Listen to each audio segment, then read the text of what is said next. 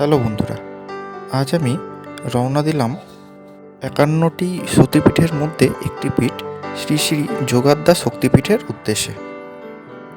আজ আমরা এই ভিডিওর মাধ্যমে জানব এই স্থানে মায়ের কোন অঙ্গটি পড়েছিলেন, আর জানব এই মন্দিরের ইতিহাস, আর বছরে কবার এই মন্দিরে মায়ের দর্শন পাওয়া যায়।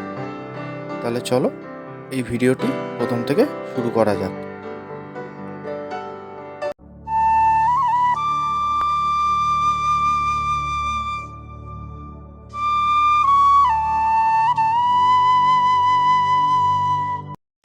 Good morning.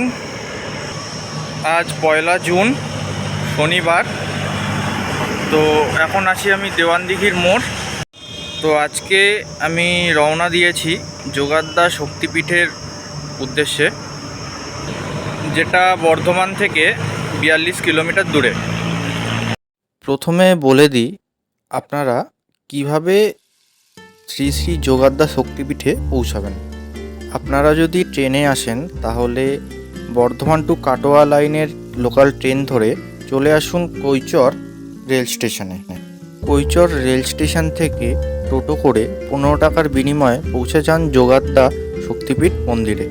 আর আপনারা যদি বাই রোড আসেন তাহলে সোজা চলে আসুন বর্ধমান থেকে বর্ধমান কাটোয়া যাওয়ার রাস্তায় চলে আসুন কৈচর বাসস্ট্যান্ড। কৈচর বাসস্ট্যান্ড থেকে ডান দিকে সোজা গেলেই পৌঁছে যাবেন যোগাদ্দা শক্তিপীঠে। তো চলে এলাম এখন মন্দিরের সামনে। এটি হলো মন্দিরের মেন গেট।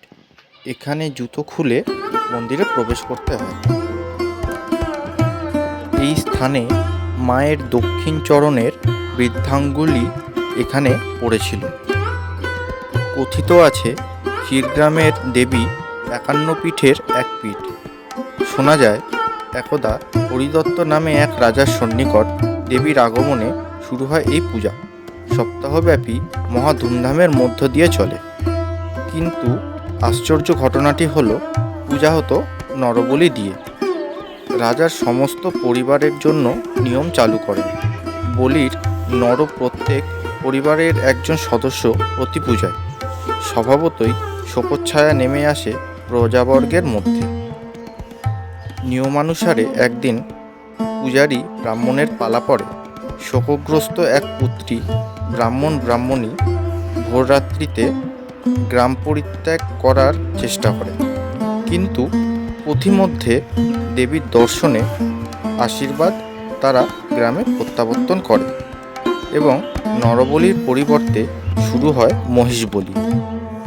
দেবী হয়ে ওঠেন জগজ্জামিনী মহিষমর্দিনী। কিন্তু প্রাচীন যোগাদ্দা মূর্তিটি কোনোভাবে হারিয়ে গিয়েছিল। বর্ধমানের রাজা কীর্তিচন্দ্র এই গ্রামে যোগাদ্দার একটি মন্দির নির্মাণ করান এবং সম্ভবত তারই আদেশে হারিয়ে যাওয়া মূর্তিটির অনুকরণে একটি দশভুজা মহিষমর্দিনী মূর্তি তৈরি করেন।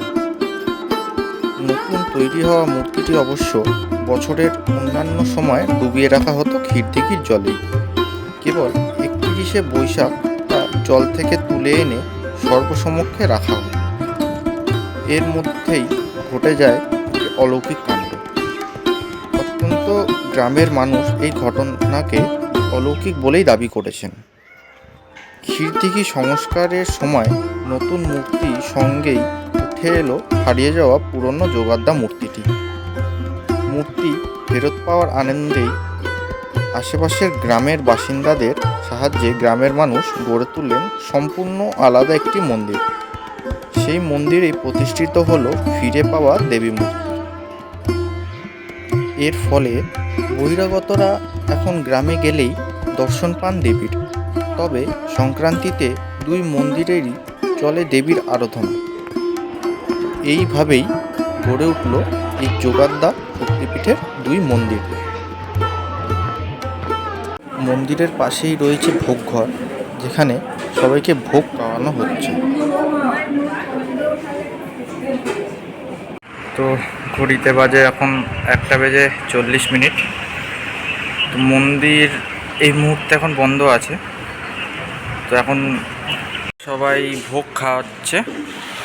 তো এমনিতে মন্দির খোলার সময় হলো বিকেল 4টে, কিন্তু এনাদের ভোগ খাওয়া হয়ে যাওয়ার পর ব্রাহ্মণকে অনুরোধ করলে ব্রাহ্মণ মন্দির খুলে মায়ের দর্শন করিয়ে দেবে।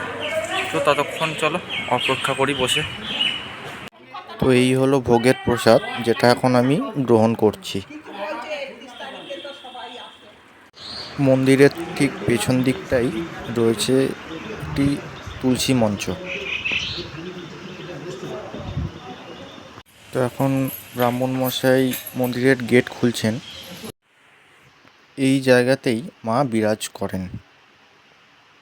বছরের মাত্র 6 দিন দেবী জল থেকে ডাঙায় ওঠেন, কিন্তু এর মধ্যে মাত্র 2 দিন ভক্তরা দেবীর দর্শন পান। মন্দিরের ভেতরে মায়ের ঘরের ঠিক পাশেই দেখতে পাবেন মায়ের শুয়ে থাকার জন্য বিছানাও তৈরি করা আছে এখানে।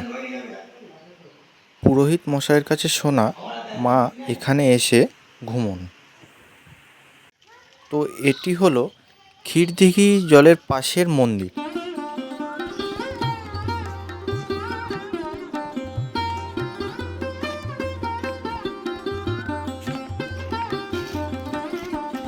এই মন্দির 31শে বৈশাখ খোলা হয় মায়ের পুজোর জন্য, যেখানে ভক্তরা একে একে দর্শন করতে আসেন। এখানে 31শে বৈশাখ এখানে খুব বড় করে একটি মেলা হয়। দূর দূরান্ত থেকে হাজার হাজার ভক্তদের সমাগম ঘটে এখানে। আর এই মন্দিরের ঠিক পাশেই দেখতে পাবেন একটি শিব মন্দির।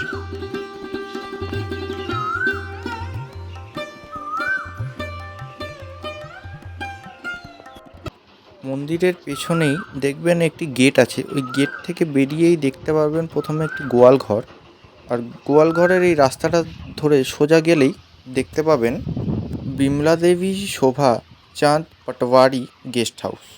এখানে চাইলে আপনারা থাকতেও পারেন। তো ভিডিওটি কেমন লাগলো জানাবেন। দেখা হচ্ছে পরের ভিডিওতে। টাটা।